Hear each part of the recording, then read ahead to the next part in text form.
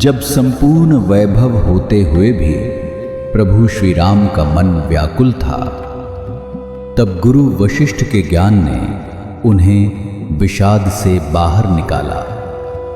सुनिए बकुल जी की वाणी में। जय श्री राम। स्वागत है सभी का। आज 16 मार्च है और देखते हैं आज के मणिके में क्या है। कल तक हमने बहुत ही अच्छी ज्ञान वाणी सुनी। देखते हैं क्या है श्लोक। महताम एव संपर्कात् पुनर्दुःखम न बाधते को हि दीपशिखा हस्तस तमसा परिभूयते। अर्थ है, जो लोग ज्ञानियों की संगति करते हैं वह उसी प्रकार इस संसार में दुख नहीं पाते जिस प्रकार जिसके हाथ में दिया होता है उसे कहीं अंधकार नहीं दिखाई देता। वशिष्ठ ने कहा, राजा की समझदारी भरे वचन सुनकर कर्कटी शांत हुई और उसका दानवी स्वभाव जाता रहा। उसने उनसे कहा, हे ज्ञानी पुरुषों, आप ऐसे लोग हैं जिनके सभी को पूजा तथा सेवा करनी चाहिए। मैं आप दोनों की संगति से लाभान्वित हुई हूँ। राजा के अनुरोध करने पर कर्कटी ने सुंदर युवा स्त्री का रूप धारण किया और राजा का अतिथि बनकर रहने लगी।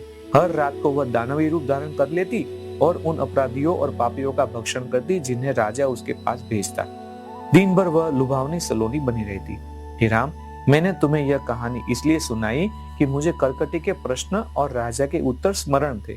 जिस प्रकार बीज पेड़ यानी कि डालियों, पत्तों, फूलों, फलों आदि में विस्तार पाता है, उसी प्रकार एक असीम चेतना ही विविध रूपों में लक्षित होती है।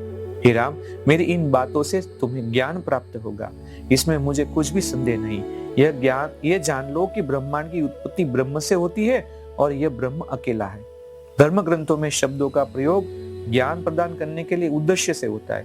कारण और कार्य, आत्मा और परमात्मा, भेद और अभेद, ज्ञान और अज्ञान, सुख और दुख, ये सभी द्वंद्व अज्ञानी को प्रशिक्षित करने के लिए आविष्कृत किए गए हैं।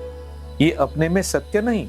जब तक सत्य को द्योतित करने के लिए शब्दों का प्रयोग होगा तब तक द्वैत अनिवार्य है, परंतु यह द्वैत सत्य नहीं है। सभी विभाजन भ्रामक होते हैं। एक बार मैंने ब्रह्मा से पूछा था कि प्रथम बार कैसे इस ब्रह्मांड का सर्जन हुआ।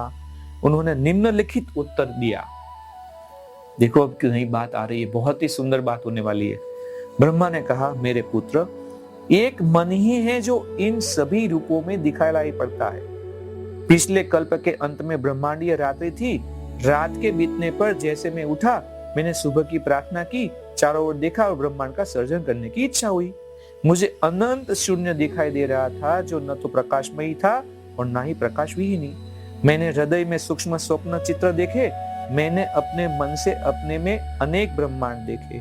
उन सभी में मैंने अपने अनेक कर्ता रूप देखे। उन ब्रह्मांडों में मुझे सभी तरह के प्राणी दिखाई दिए। यह सब देखकर मैं घबरा गया। मेरी समझ में न आया कि कैसे अपने मन से मैं महाशून्य में यह सब देख रहा हूँ। अनेक सौर मंडलों में से एक के सूर्य से मैंने प्रश्न पूछा। अब सूरज की कहानी आगे आएगी, लेकिन आज इस मणिके को यहाँ पे विराम देते हैं। कल फिर वापस मिलेंगे, तब तक के लिए जय श्री राम। इस ज्ञान यात्रा में हमारे साथ बने रहने के लिए चैनल को सब्सक्राइब करें और बेल आइकॉन दबाएं।